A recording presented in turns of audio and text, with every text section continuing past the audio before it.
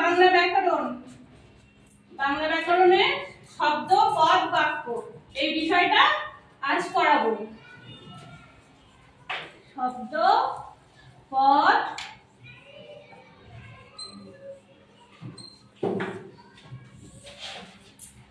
বাক্য। তাহলে প্রথমে কি বল, শব্দ কাকে বলে? শব্দ কি? দেখো কি বলছে, কতগুলি বর্ণ পরপর বসে যখন একটি অর্থ বা মনের ভাব প্রকাশ করে তখন তাকে শব্দ বলে। কতগুলি বর্ণ পরপর বসে যখন অর্থ বা মনের ভাব প্রকাশ করে তখন তাকে শব্দ বলে। শব্দ যদি অর্থ বা মনের ভাব প্রকাশ না করে তাহলে কিন্তু সেটা শব্দ হবে না। শব্দ বলতে কি, আকাশ, নদী, পাহাড়, যা খুশি সবকিছুর শব্দ। দেখো আকাশ, আকাশ কি একটা শব্দ?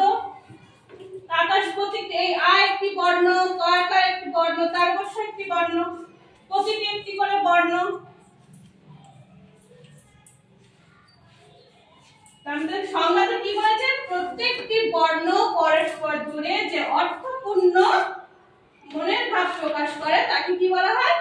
শব্দ। তারপর কি আছে? বাক্য।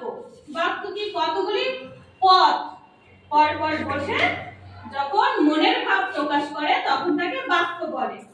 বারবার একটা কথা বলছি কি, মনের ভাব প্রকাশ না করলে, অর্থ প্রকাশ না করলে সেটি কখনোই শব্দ হবে না বা বাক্য হবে না। বাক্য কখন হয়? কয়েকটি শব্দ বা পদ পরপর যুক্ত হয়ে বাক্য হয়। যেমন রাম বনে ফুল পাড়ে।